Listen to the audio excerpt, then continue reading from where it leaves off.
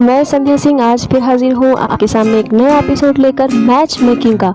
दोस्तों पारंपरिक तौर तरीके से मैच मेकिंग कुंडलियाँ बहुत करी जाती हैं, जहाँ पर गुण मिलान होता है, मंगल दोष के बारे में बात करते हैं। लेकिन ऐसा बहुत बार देखा गया है कि कुंडली में गुण मिलते हुए भी लोगों के सेपरेशन होते हैं, डाइवोर्स होते हैं। आखिर क्यों, ऐसा क्या है? कहीं ना कहीं हम कुछ चीज़ें मिस करते हैं। मंगल दोष जो होता है पारंपरिक तरीके से लोग मून से, शुक्र से और एज वेल एज लग्न से लगाते हैं, लेकिन मुझे लगता है कि शनि और राहु से भी दोष लगता है। ऐसे और भी वाइडर रेंज में अगर जाएं तो हम देखेंगे कि गुण मिलान जो होती है उसमें लॉन्गिट्यूड चेक करते हैं, दशा भी होती है, भाव मिलान भी होता है, ग्रह मिलान भी होता है, त्रिशंशा भी देखते हैं और मंगल दोष। यानी इन सब के बाद भी अगर चीज़ें खराब होती हैं तो क्यों होती हैं, आइए इसके बारे में एक नए तरीके से मैच मेकिंग करने के तरीके को सीखते हैं या समझने की कोशिश करते हैं। आप भी अपनी कुंडली और अपने आसपास के लोगों की कुंडलियां मैच करके करिए। इस तरीके कहा, ये पारंपरिक तरीके से मैच मेकिंग नहीं है। यहाँ पर हम कुछ स्टेप फॉलो करेंगे। उस स्टेप को आप दोनों की कुंडलियों में, यानी कि दोनों की लग्न कुंडली में, दोनों के एक दूसरे के कुंडली में चेक करना है उन सभी चीज़ों को। तो आइए देखते हैं कि क्या है वो स्टेप जिसे हमें कुंडली में देखना है। पहला स्टेप है दोस्तों, दशा at a birth in male और फीमेल बर्थ चार्ट। यानी कि जब पर्सन पैदा होता है तो उसकी कोई ना कोई दशा होती है। वो जो दशा होता है, दशा का जो प्लैनेट होता है, वो दशा प्लैनेट हम फीमेल कुंडली में और फीमेल के बर्थ कुंडली में भी देखते हैं और मेल कुंडली में, यानी मेल के बर्थ चार्ट में देखते हैं। कहा जाता है कि शादियां जो होती हैं वो आसमानों में तय होती हैं, जन्म के समय ही डिसाइड हो जाता है कि हमारी शादी किससे होगी।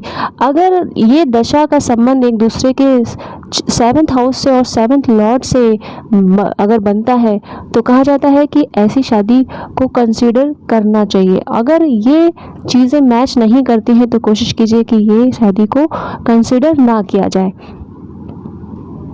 तो दोस्तों इसमें ये देखना होता है कि दशा बर्थ टाइम पे जो भी पर्सन की लग रही थी, एग्जाम्पल के तौर पे अगर हम ये कहें कि किसी की अगर गुरु की दशा अगर बर्थ टाइम पे हो गई है तो वो लड़के की कुंडली का जो ग्रह है वो लड़की की कुंडली में चेक करना है कि कौन सी पोजीशन में है।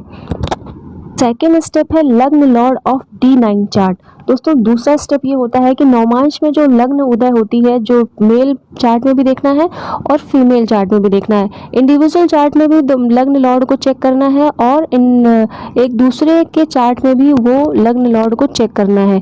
कहा जाता है कि लग्न, जो नवमांश का लग्न लॉर्ड होता है वो इशारा करता है कि आपकी मैरिज की जो फुलफिलमेंट ऑफ डिज़ायर होगी कि नहीं होगी, अगर होगी तो वो किस तरह से होगी। तो अब बात करते हैं थर्ड स्टेप की, 7th हाउस और 7th हाउस के मालिक को D9 चार्ट में चेक करना है। दोस्तों ये दोनों सिचुएशन हमें एक व्यक्तिगत कुंडली में भी देखना है और फिर उसी लॉर्ड को, उसी 7th हाउस लॉर्ड को एक दूसरे की कुंडली में भी देखना है कि उनकी क्या पोजीशन है और उनकी क्या प्लेसमेंट है, एज वेल एज उन पे क्या एक्सपेक्ट, मैलेफिक, बेनिफिक दोनों चेक करने हैं। उसी के हिसाब से दोस्तों हम उनकी शादी के मैनेजमेंट के बारे में जान सकेंगे कि वो अपनी मैरिज को किस तरह से मैनेज करते हैं। तो अब फोर्थ स्टेप की बात करते हैं, 4th हाउस ऑफ नवमांश। दोस्तों 4th हाउस ऑफ नवमांश को कहा जाता है हैप्पीनेस ऑफ मैरिज लाइफ। एक व्यक्ति अपनी शादी में खुश रहेगा कि नहीं रहेगा, वो नवमांश के 4th हाउस से देखा जाता है। ये 4th हाउस हमें दोनों की चार्ट में देखनी है, चेक करनी है, क्या उस पर कोई मैलेफिक इफेक्ट है या बेनिफिक इफेक्ट है। अगर बेनिफिक इफेक्ट है तो उसे मैरिज में हैप्पीनेस मिलेगी, अगर वो मैलेफिक इफेक्ट है तो इट मीन्स कि उसे मैरिज में हैप्पीनेस नहीं मिलेगी। ये थे हमारे 4th स्टेप जो हमें चेक करने हैं गुण मिलान पारंपरिक तरीके से करने के बाद भी। एग्जाम्पल चार्ट पे आइए समझने की कोशिश करते हैं। यहाँ पे डेट ऑफ बर्थ आपके पास दिखी हुई है, प्लीज़ आप इस चार्ट को बना लें। अगर आप सीखना चाहते हैं, लड़की की कुंडली का भी बना लीजिए और लड़की की कुंडली का भी बना लीजिए। आइए हम यहाँ से शुरू करते हैं, फर्स्ट स्टेप को फॉलो करते हैं।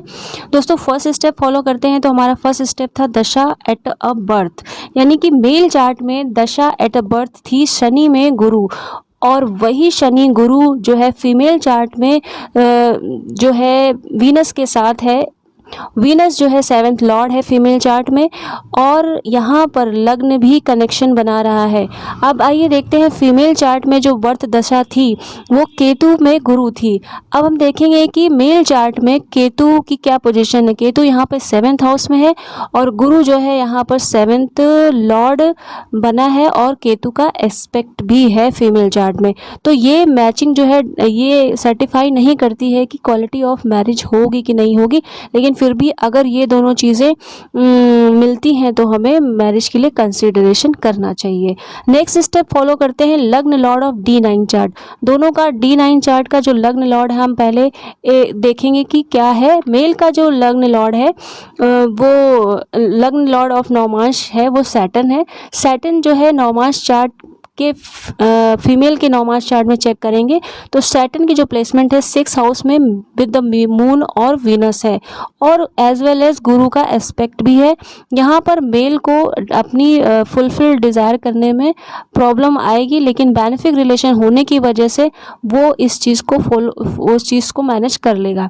लेकिन अगर फीमेल के नौमांश का लग्न लॉर्ड अगर देखते हैं तो वहाँ सैटर्न दोबारा हो जाता है। सैटर्न जो है नौमांश मेल के नौमांश में देखें तो लग्न में बैठा हुआ है और उस पर 2 बेनिफिक प्लैनेट का एस्पेक्ट है और एज वेल 2 मैलेफिक प्लैनेट का भी एस्पेक्ट है, यानी कि फीमेल जो है अपनी मैरिज को मैनेज नहीं कर पाएंगी, नहीं कर पा रही हैं, और उनको फीमेल में जो है एंगरनेस भी है। She is not fully supportive. फिर भी ये चीज़ें अगर चल गई तो इट मीन्स कि बेनिफिक और मैलेफिक का जो संतुलन बना था वो इस वजह से हुआ। थर्ड स्टेप चेक करते हैं 7th हाउस, और 7th हाउस का जो लॉर्ड है वो दोनों के नौमांश में इंडिविजुअल चेक करना है और फिर एक दूसरे में चेक करना है। मेल का जो नौमांश का 7th हाउस है वो लियो है। 7th हाउस का जो प्लैनेट है यानी 7th हाउस का जो लॉर्ड है वो वहीं पर बैठा हुआ है और उस पर 2 बेनिफिक प्लैनेट हैं। यहाँ पर हम देख सकते हैं कि कॉम्बिनेशन ऑफ मल्टीपल मैरिज की है, बट यहाँ पे सन जो है स्ट्रांग होने की वजह से चीज़ें बच गई। फीमेल का नौमांश का अगर 7th हाउस चेक करते हैं तो वहाँ देखते हैं कि केतु जो है 7th हाउस में बैठा है और वहाँ पर कोई भी प्लैनेट का रिलेशनशिप नहीं है। इट मीन्स कि यहाँ पर एवरेज है 7th हाउस। अब ये 7th हाउस के जो लॉर्ड हैं वो हमें एक दूसरे के चार्ट में चेक करना है। अब हम देखेंगे कि मेल का जो 7th लॉर्ड है यानी सूर्य है वो मेल नौमांश में चेक करेंगे। सन जो है 7th लॉर्ड है और वो स्ट्रांगली प्लेस्ड है। इट मीन्स कि मैरिज जो है अच्छे से मैनेज हो जाएगी लड़के की तरफ से। फीमेल का जो 7th लॉर्ड है और उसी के नौमांश में तो चंद्रमा बनता है यहाँ पे 7th लॉर्ड फीमेल के नौमांश में और वो 6th हाउस में बैठा है। इट मीन्स कि उसको प्रॉब्लम होगी मैरिज को मैनेज करने में। अब मेल का जो 7th लॉर्ड है वो फीमेल के नौमांश में कैसे बैठा है अभी ये देखना है। हम देख रहे हैं कि सूर्य जो है फीमेल का नौमांश सूर्य जो है फीमेल के नौमांश में बैठा है। सन जो है 8th हाउस में बैठा है, यानी कि फीमेल का नौमांश अगर कुंडली में देखें तो सूर्य जो है वो 8th हाउस में बैठा है और वहाँ पर मंगल और शनि का एस्पेक्ट भी है, इसलिए मैरिज जो है मेल के लिए प्रॉब्लमेटिक है। फीमेल का जो 7th लॉर्ड है वो मेल के नौमांश में चेक करते हैं। यहाँ पे फीमेल का जो 7th लॉर्ड है वो चंद्रमा है और वो मेल के नौमांश में 10वें घर में बैठा है और जिस पर गुरु की दृष्टि है और एज वेल एज मंगल और शनि की भी दृष्टि है। बेनिफिक रिलेशन होने के वजह से जो है वो लड़की के गुस्से को भी मैनेज कर लेगा और बहुत शांति से मैनेज करेगा। अब 4th हाउस ऑफ नौमांश चेक करते हैं दोस्तों। यहाँ पर नौमांश जो है हैप्पीनेस ऑफ मैरिज को डिस्क्राइब करता है। यहाँ अगर हम मेल के नौमांश में 4th हाउस देखते हैं तो कोई भी बेनिफिक एस्पेक्ट नहीं है और ना ही कोई मैलेफिक एस्पेक्ट है। फीमेल के नौमांश का 4th हाउस देखते हैं तो वहाँ पर जुपिटर का एस्पेक्ट है बट कोई भी मैलेफिक रिलेशनशिप वहाँ पे 4th हाउस में नहीं बनता है। इट मीन्स कि यहाँ पर डिस्प्यूट और डिफरेंसेस होने के बावजूद भी जो है ये मैरिज अच्छी चली, बिकॉज यहाँ पर एक बैलेंस बना और मैरिज में हैप्पीनेस दिखी क्योंकि इन लोग के दोनों के 4th हाउस जो है वो किसी भी तरह से अफेक्टेड नहीं थे। आइए दोस्तों अब हम चेक करेंगे एक कुंडली और चेक करते हैं जहां पर हम इस शादी को मतलब इस शादी में प्रॉब्लम है। इससे पहले वाली जो कुंडली हम लोगों ने चेक करी थी वो अच्छी गुजर गई, लेकिन यहाँ पर दोस्तों आपको बता दें यहाँ पे 26 गुण मिले थे इन लड़का लड़की की कुंडली का, लेकिन फिर भी इनकी शादी सिर्फ 2 साल के बाद ये लोग सेपरेट हो गए और ये लोग अब डाइवोर्स की प्रोसीडिंग के लिए हैं।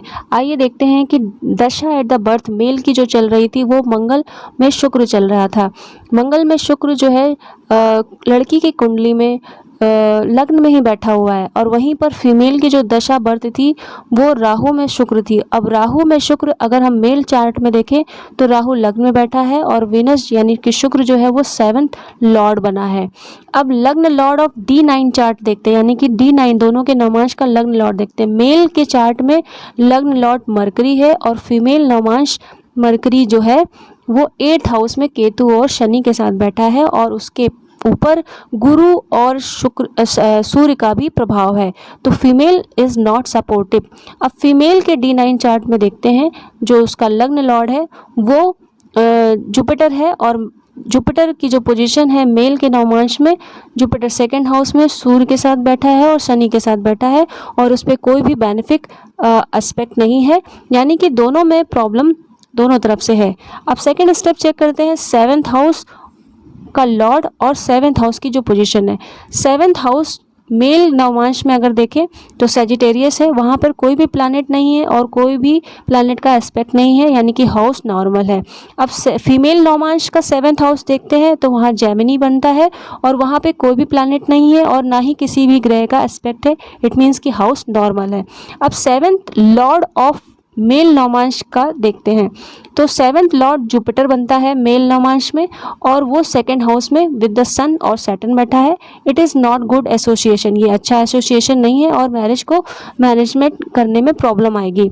अब 7th लॉर्ड ऑफ फीमेल नवमांश यानी फीमेल की कुंडली में फीमेल नवमांश का 7th लॉर्ड देखते हैं तो मरकरी है जो कि 8th हाउस में बैठा है केतु और शनि के साथ और बेनिफिक एस्पेक्ट है गुरु और सूर्य का, और बट लड़की जो है अपनी शादी को मैनेज करने में प्रॉब्लम कर रही है, लेकिन जुपिटर का एस्पेक्ट होने की वजह से वो फोर्सली इस चीज़ को निर्वाह कर रही है।